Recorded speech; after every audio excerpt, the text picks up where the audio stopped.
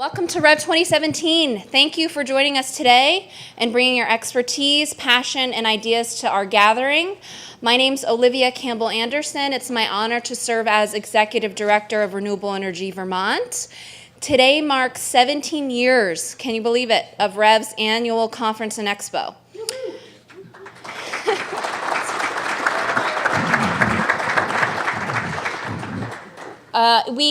First, I want to start by saying we appreciate the support from National Grid for our welcoming plenary session this morning. Thank you, National Grid.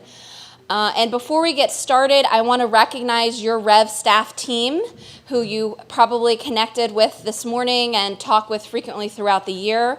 Ansley Bloomer and Austin Davis, who worked very hard with me on the incredible conference ahead, and all throughout the year supporting Rev's members and mission. So thank you very much, Austin and Ansley.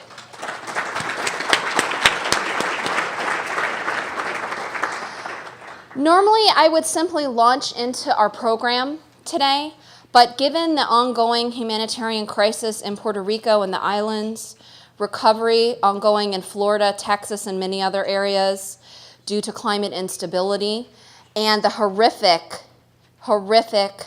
mass murder by a gunman last night in Nevada, I would ask us to please rise and observe a moment in silence for those families who are struggling.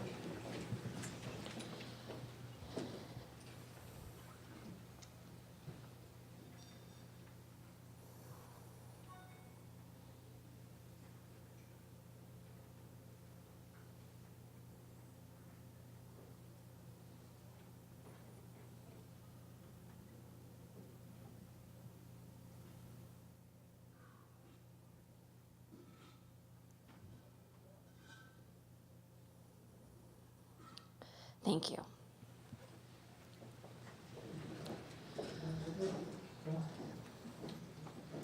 Rev is an organization filled with hardworking tradeswomen and men, innovative entrepreneurs, and utilities and advocates. Our members work hard every day to transform the way we power, move, share, and save in order to continuously improve our community's independence and resilience. It's work we tackle gratefully. Our members are giving their time and resources.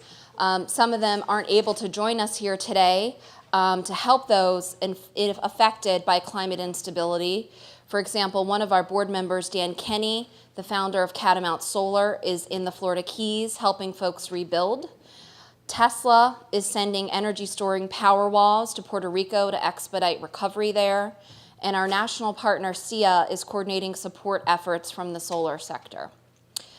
I also want to take a moment to thank Rev's board chairman, Jeff Forward, Rev 2017 Conference Committee Chairman, Carrick Johnson, and all of our board and conference committee members who are here with us today and volunteer their time throughout the year to support you through Rev. If you're a board member or on the conference committee, could you please stand up so we can recognize you?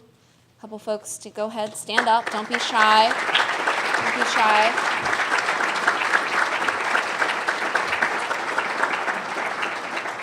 So if you're not a Rev member, connect with one of those folks today to learn more about the benefits of joining us. If you're already a Rev member, connect with one of these leaders to learn how you can become more engaged with us, share your ideas on how we can best serve you. Since we gathered last year, our ranks have grown to support more than 19,000 jobs at 3,753 local businesses, representing approximately 6% of Vermont's workforce. That's incredible.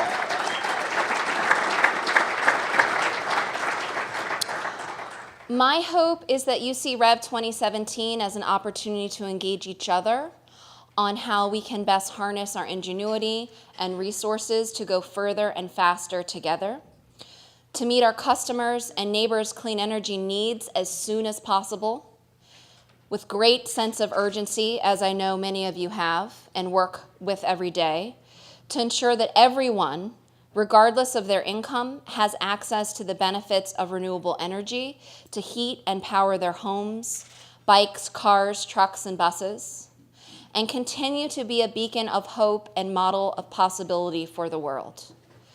With our reputation as the Green Mountain State comes great responsibility and international expectations of leadership. To get the conversation started on that leadership this morning, we're honored to welcome Vermont's Lieutenant Governor, David Zuckerman. In addition to being a prior REV, Renewable Energy Champion awardee from his days in the legislature, our Lieutenant Governor has tirelessly supported climate action through renewable energy from all sources and technologies, and from regenerative agriculture and sustainable land management.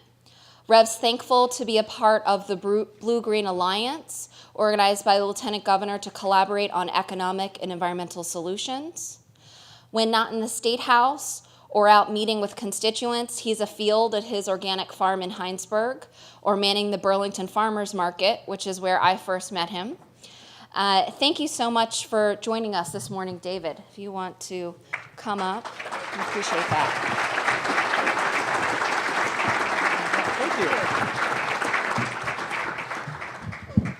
Thank you, Olivia. Thank you, all the staff members and board members who have put together this great conference over so many years. It's been a pleasure to be here many of the past years in camaraderie, in thinking, in planning, in visioning what Vermont can be as both a jobs hub in renewable energy, but also a trendsetter and a leader in renewable energy in a climate and a day and an age when I wish we weren't such leaders, but we are all across the country and across the world going together at the pace that we have been here in Vermont the last few years.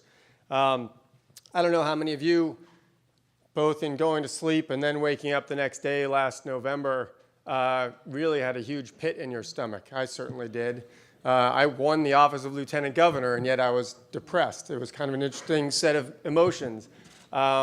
But I woke up that next morning in a hotel room downtown with my wife and daughter, and I just held my daughter. It was about 4 a.m.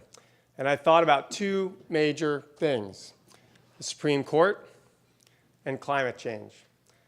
She's now 11, my daughter, and I've been thinking about what's the world looking like for her future. And I wasn't feeling very optimistic, as I'm sure many of you had a similar feeling with the climate change deniers getting more power in the halls of Washington.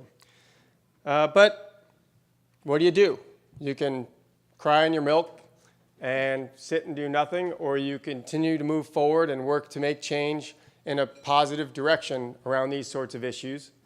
And on January 21st, when 15,000 to 20,000 people descended on Montpelier in camaraderie with 4 million people gathering in communities all around the world, and millions more who couldn't attend those rallies, I thought, there is some sunshine out there. And with sunshine, we'll build the energy we need for a sustainable future. And of course, sun creates winds. I'm not going to leave wind out of the equation here, but I can't lose my metaphors. But really, that day was amazing. And I will tell you, as Lieutenant Governor, traveling the state, talking with people in groups, whether it be about climate change, whether it be about social and economic justice, there is a new energy out there of people that took democracy for granted, took policymakers who do the right thing for granted, went and voted every couple of years, and that's important, but are now realizing that democracy is all the time. And it doesn't have to be all-encompassing, but it is happening all the time, and decision makers are making decisions on behalf of all of us all the time. And actually, I want to take a moment. I know there's a few legislators in the room, representatives and senators. I'd love for you to stand up for a second just to be recognized, but also for people to recognize you by sight so they know who you are. I know I saw Senator McDonald, Mike Antachka. There's a couple. Robin, there we go. Let's recognize them for just a moment.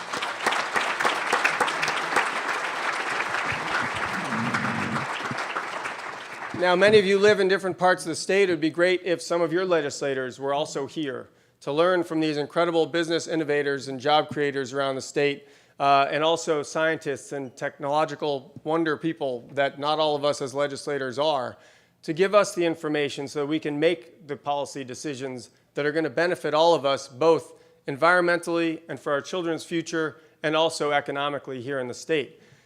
that is the democracy part that needs to continue to happen beyond elections. Communicating with your legislators, giving them information. As legislators, there is no staff. Most legislators, no legislator has their own staff. You are the staff. You are the resource when it comes to energy policy. And if you don't do it, someone else will, and they'll give them information that may not be fully accurate. And therefore, some decisions will be made that may not be in the best interest of the people in this room. And not only the people in this room, but the people across the state and around the planet. We've obviously seen tremendous devastation between hurricanes, wildfires. We've got drought in some parts of the world. I can tell you this summer was one of the worst growing seasons at the beginning of the season that any farmer I know has seen, with incredible rains for a long time. And then now my pond is almost empty because for the last month and a half it's been very, very dry. So interesting this morning, who listened to public radio this morning and heard in Vermont we're going to see a longer season and it's going to be wetter and it's going to be drier. How is both of those possible? Well, we've seen it this year. That is challenging. And it's challenging to produce food in these changing scenarios. So it comes down to not only our energy, massive storms that destroy homes and people's livelihoods. Agriculture in Puerto Rico is almost completely wiped out. They said not only were the leaves blown off the trees, but the bark was blown off of some of the trees. The winds were so powerful. So it's here and it's now, and we need to, at the state level, make sure that we continue to not only defend the good policies that we enacted the last number of years, but also look to what we're going to do to fulfill the goal of 90 by 50. Because as, in my mind, a solar development in Charlotte gets turned down, we're not going to be moving in that direction. We need to be incentivizing, buildings when they're being constructed to be built with solar-ready roofs, where maybe you think about orienting your house in a better direction, or your commercial building or industrial building. Maybe, think about how do we continue to work with our power grid to diversify small production throughout the state so that we're more resilient when there is a storm and wipes out a power plant or a power line in one part of the state, that it doesn't end up affecting everywhere else. My family has a small place on an island off Puerto Rico called Vieques, and they have no electricity basically because they have one conduit under the ocean from the mainland Puerto Rico. Well, when you rely on one source of power, you're at far more risk and far less resilient when these kinds of storms happen.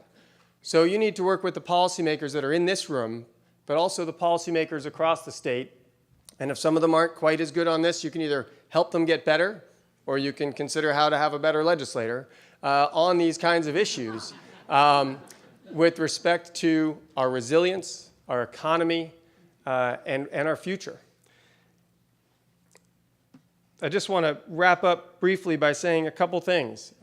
It was mentioned that in my office we started a discussion, Blue-Green Alliance. It's not very creative, but really working to get more discussion between economic justice and environmental justice with the people that work the halls of the State House, and therefore their networks across the state.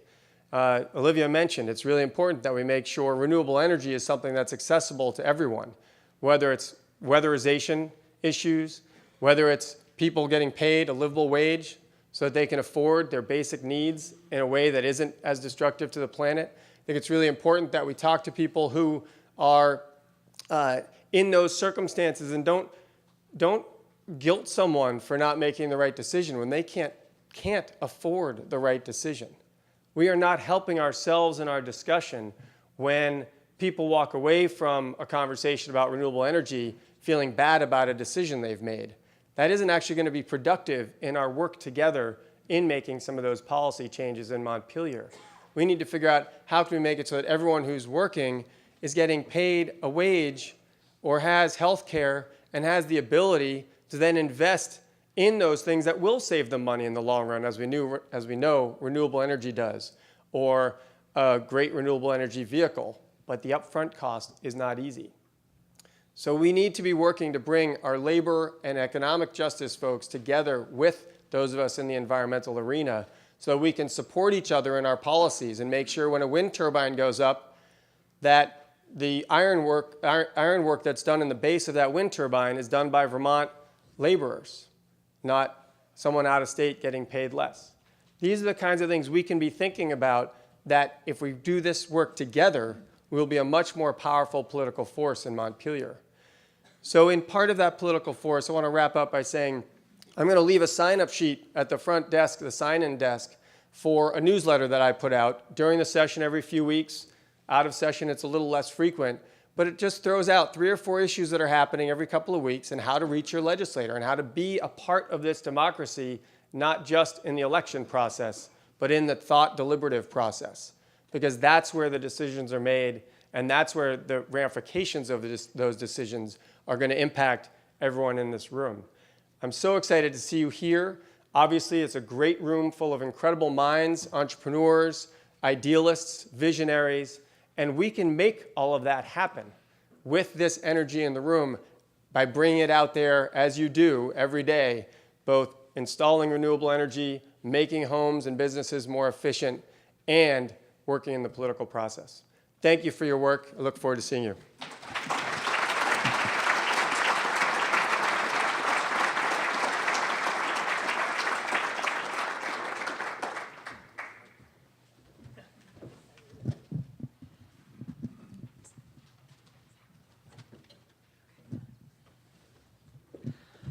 Thank you so much, David.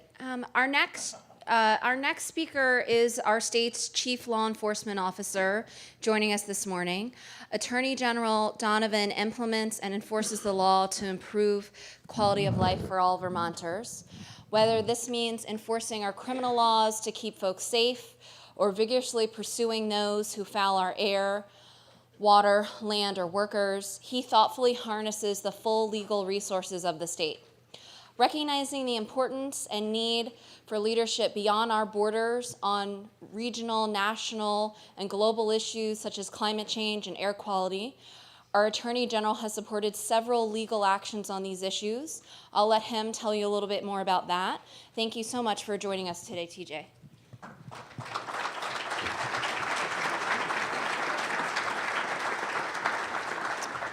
Thank you. Good morning. Good morning. I know it's a Monday. All right. Hey, I want to say thank you to everybody in this room and the other 19,000 Vermonters who work in the renewable energy and energy efficiency industry. Thank you. You're pushing our state forward. Give yourself a round of applause.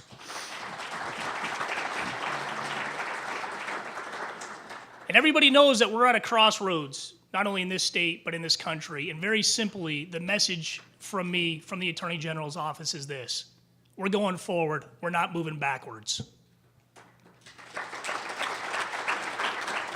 And so when we have a federal government that abdicates its responsibility to protect its people and protect our environment, the Attorney General's office will be the first line of defense and the last line of defense, standing in solidarity with you and every other Vermonter to protect Vermonters and protect our environment.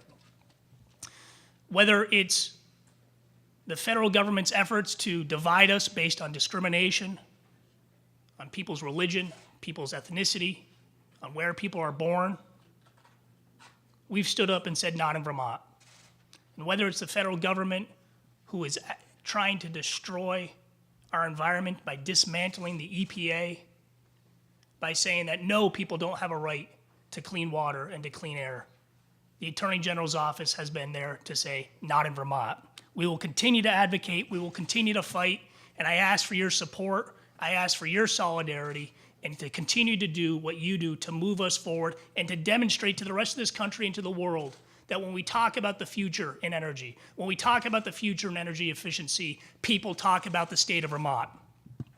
So, when we talk about what we've done in the last 7 or 8 months in the environment, the first person I want to acknowledge is my environmental division chief, and that's Rob McDougall, who has been an absolute champion on protecting our environment. Rob, please stand up.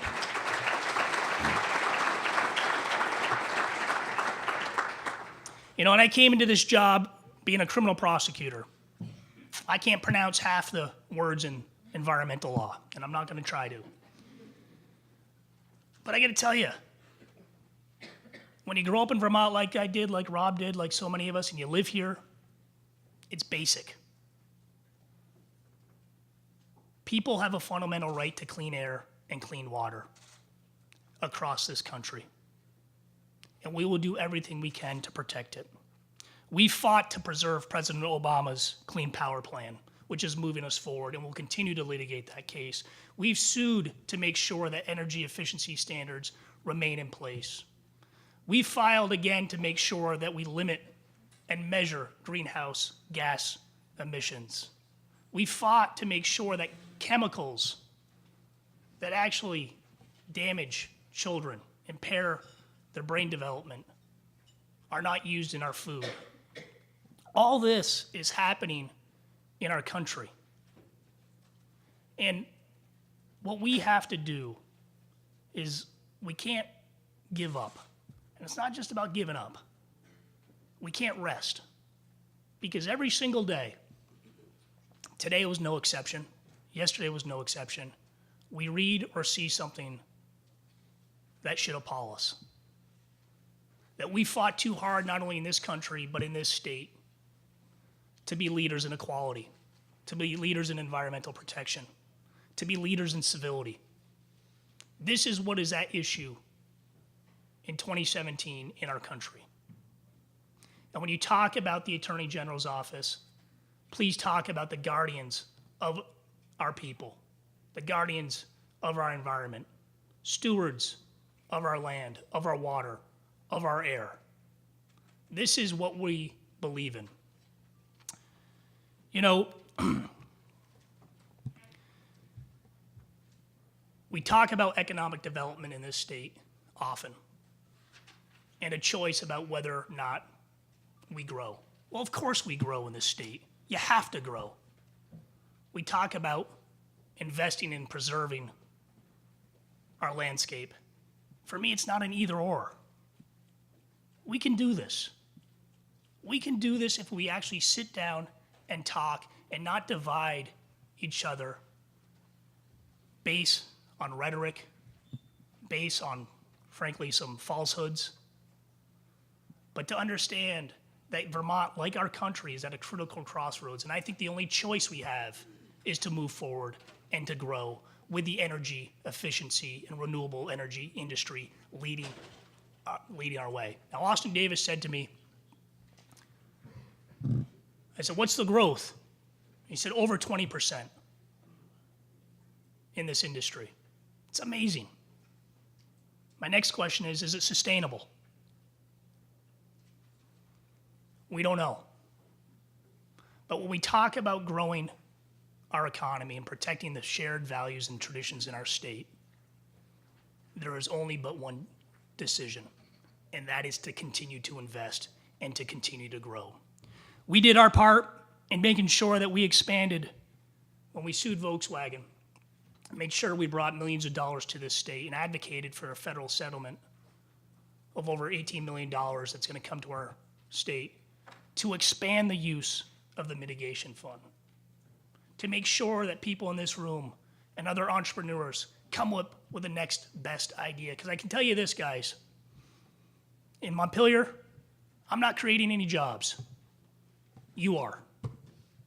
But what we can do is create an environment that is transparent, that is predictable, that the lines of communication are open. So folks like you and folks that are not in this room have every tool they need to be successful. I'm a believer in public safety, but I'm a believer the best form of public safety is a good job. We need to work together.